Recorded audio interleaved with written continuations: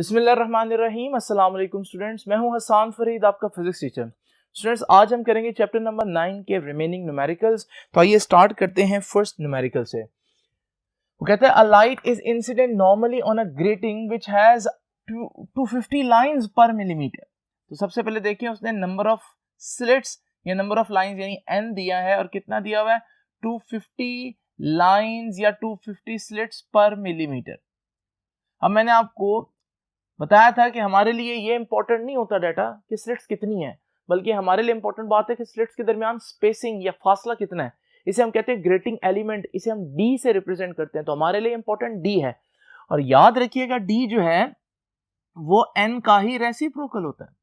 तो अगर N 250 line पर मिलीमीटर है तो जब मैं नीचे 250 ले जाऊंगा तो ये हमारे पास डी आ जाएगा 250 मिलीमीटर, 1/250 मिलीमीटर।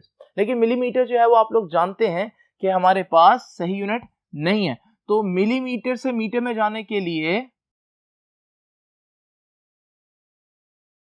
आप इस मिली की जगह 10⁻³ लिख दें तो अब ये मीटर में आ जाएगा।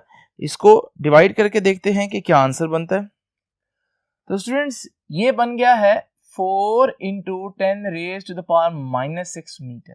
तो जी हमारे पास ग्रेटिंग एलिमेंट यानी स्लिट्स के या लाइंस के दरमियान जो फासला है वो आ गया। Find the wavelength. लो भाई लैम्डा पूछ रहा है for which the deviation in second order is. Second order बोल दिया उसने तो एम की वैल्यू भी बता दी उसने कि 2 है और सेकंड ऑर्डर में डेविएशन यानी एंगल कितना बन रहा है 12 डिग्री। लो जी ये सारी चीजें अब हम लोग यहां पर यूज करेंगे क्योंकि वो ग्रेटिंग की बात कर रहा है।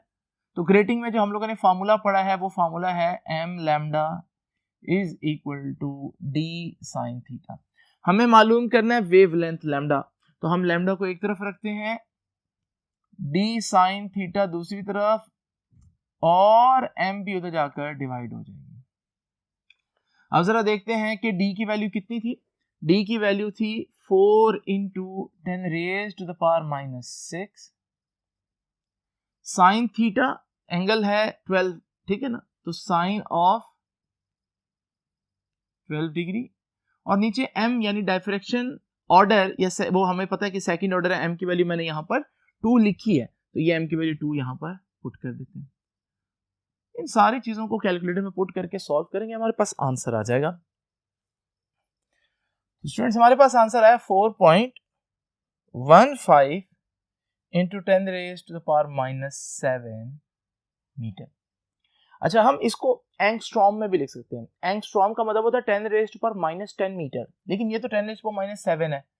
मैं इसको 10⁻10 मीटर लिख सकता हूं, यानी इसकी पावर और 3 नेगेटिव कर सकता हूं अगर मैं ये डेसिमल को 3 दफा आगे ले जाऊं। ठीक है, यहाँ 158 था तो जब मैं 3 दफा आगे लेकर जाऊंगा तो ये बन जाएगा यहाँ 1 2 3 8 के बाद आ जाएगा डेसिमल, तो ये बन जाएगा 4158 × 10⁻10 मीटर और 10⁻10 मीटर को एंगस्ट्रॉम कहते हैं। तो wavelength I 4158 angstrom.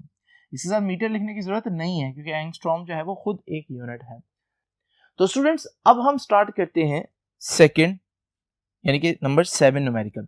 In a certain X-rays diffraction experiment the first order image. पहली बात जो उसने बताई वो ये है कि m की वैल्यू 1 है, first order, is observed eight an angle of 5 degree. दूसरी बात उसने बताई कि एंगल कितना बन रहा है 5 डिग्री बन रहा है for a crystal plane spacing of 2.8 × 10⁻10 metre.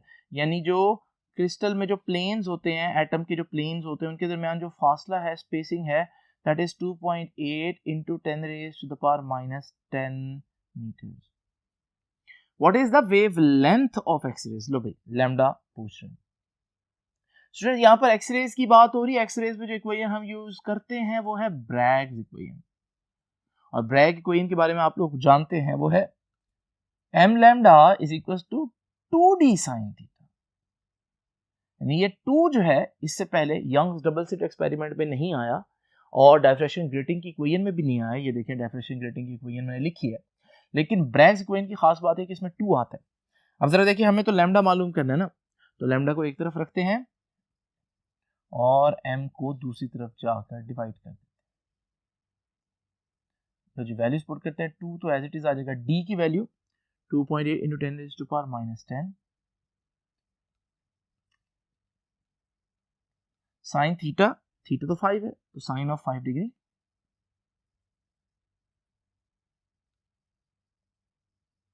Divide by m, m जो है वो 1 है। तो स्टूडेंट्स हमारा आंसर आ रहा है 4.8, ये तकरीबन 4.9 बन जाएगा राउंड ऑफ होकर, into 10 raise to the power minus 11 metre, जिसको हम लिख सकते हैं 0.49, यानी मैं डेसिमल को एक और प्लेस जो है वो पीछे ले गया हूं, तो पावर में एक ऐड करूंगा तो माइनस 11 में जब एक ऐड होगा तो माइनस 10 बन जाएगा। और माइनस 10 मीटर को एंगस्ट्रॉम कहते हैं, मैंने पहले भी बताया आपको, ये बनेगा 0.49 एंगस्ट्रॉम। तो स्टूडेंट्स ये थे हमारे पास 7th न्यूमेरिकल। चलते हैं और देखते हैं कि 8th न्यूमेरिकल की स्टेटमेंट क्या कहती है। तो स्टूडेंट्स इसकी स्टेटमेंट पढ़ता हूं और हम देखते हैं कि इसमें हमें क्या डेटा गिवन है, रिक्वायर्ड क्या है और इसका सॉल्यूशन क्या है। देखिए जी, एन एक्सरे बीम, यहां पर भी एक्सरे की बात हो रही है तो ब्रैग्स इक्वेशन ही लगेगी, ठीक है, वो कह भी रहा है Bragg's equation. An X-ray beam has a wavelength of 0.48 into 10 raised to the power minus 10 meter. It is used to get Bragg reflection from a crystal at an angle of 20 degree. For the first order maximum, लो जी m की value यहाँ पर 1 put करनी है क्योंकि इसने क्या बोला, first order. What is the possible layer plane spacing? अभी मैंने आपको बताया कि प्लेन स्पेसिंग को हम d कहते हैं, तो क्रिस्टल के प्लेन्स के दरमियान जो स्पेसिंग होगी उसे हम d कहेंगे, तो d हम लोगों ने फाइंड आउट करना है। अब जरा देखें, m lambda is equals to, Bragg's equation में हम लोगों ने पढ़ा कि m lambda is equals to 2d sin theta, और हमें मालूम करना है d को, तो d एक तरफ रखते हैं तो यह आ जाएगा m lambda over 2 sin m की वैल्यू कितनी है 1, लैम्डा की value 0.48 into 10 raised to the power minus 10, 2 multiplied by sin theta sin 20। Students,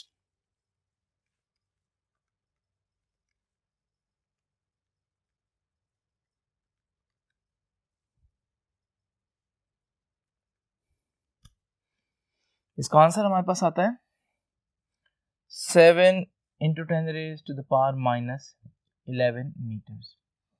मैं चाहूँ तो इसको 7 की बजाय 0.7 लिख दूंगा, तो फिर मुझे एक पावर बढ़ानी पड़ेगी यहाँ पर, तो ये पावर हो जाएगी -10, और 10 की पावर -10 को 10 की पावर -10 मीटर्स को हम एंगस्ट्रॉम कहते हैं, तो इसको हम 0.7 एंगस्ट्रॉम भी कह सकते हैं। तो ये है एटॉमिक प्लेन्स के दरमियान स्पेसिंग, ठीक है, 0.7 एंगस्ट्रॉम।